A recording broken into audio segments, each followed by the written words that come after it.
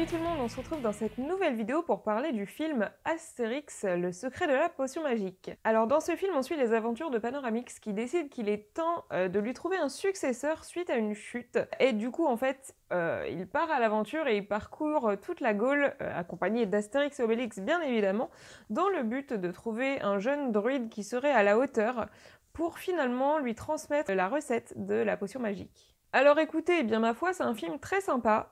J'avoue que je ne saurais pas vous dire si je l'ai trouvé mieux ou moins bien que le précédent, sachant que ça fait un moment qu'il est sorti, Le Domaine des Dieux, et je l'ai pas revu depuis. Donc vraiment, j'en ai pas des souvenirs impérissables non plus.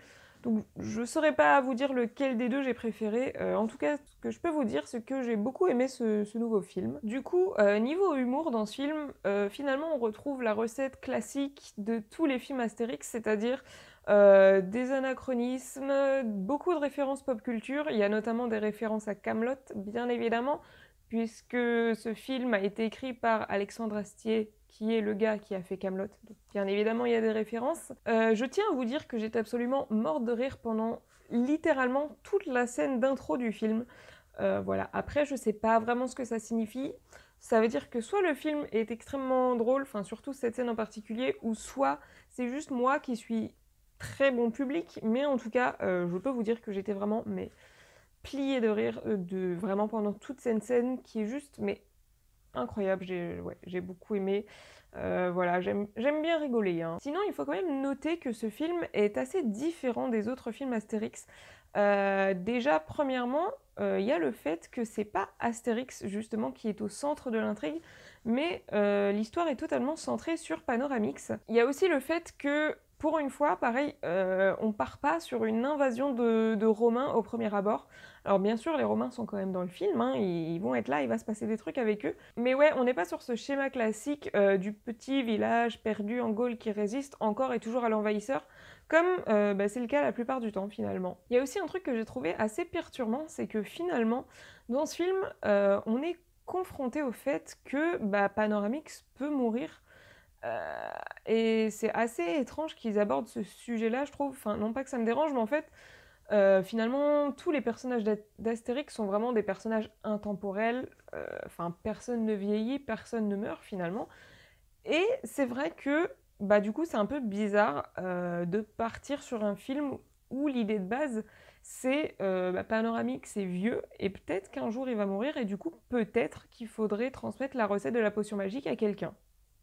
C'est un peu perturbant. Sinon, ce film, j'ai trouvé un peu plus moderne et plus ancré dans l'air du temps, notamment par rapport à la place des femmes dans le film, qui est assez différente de ce qu'elles ont pu avoir jusqu'à maintenant, en fait.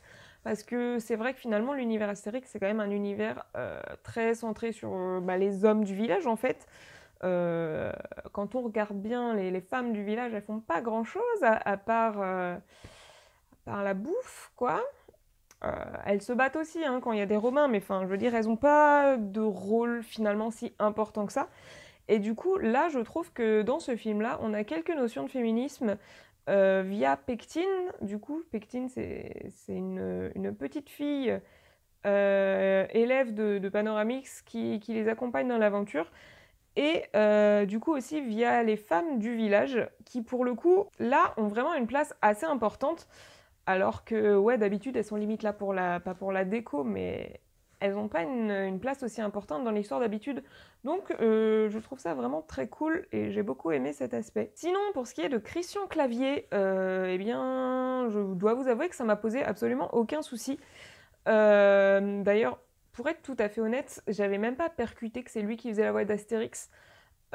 Ça m'a pas choqué tant que ça parce que vu qu'il a déjà tenu le rôle d'Astérix dans un film live en fait, du coup ça m'a pas choqué d'avoir sa voix sur le personnage d'Astérix en fait, vous voyez, et j'avais même pas percuté que c'était lui. C'est vraiment au moment où en fait son nom s'est affiché sur l'écran au début du film que j'ai compris que effectivement il y avait eu une modification et que c'était lui qui faisait la voix.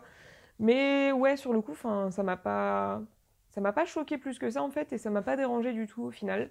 Sinon, qu'est-ce que je pourrais dire d'autre L'animation est juste magnifique. Elle était déjà très très belle dans le premier film et j'ai trouvé que là, ouais, elle était aussi bien, voire même encore meilleure, je trouve. C'est vraiment, ouais, une très très belle animation 3D et la fin du film, je vais pas vous spoiler, hein, mais à la fin du film, je trouve qu'on a une esthétique très très axée jeu vidéo, en fait, auquel je m'attendais pas du tout. Je sais pas si j'ai bien aimé ou pas. En fait, à la fois, j'ai trouvé ça stylé et à la fois, ça m'a perturbé que ça se termine sur un univers de ce genre-là, mais après, pourquoi pas? En tout cas, l'animation était magnifique à ce niveau, mais c'est vrai qu'après, le fait d'avoir des...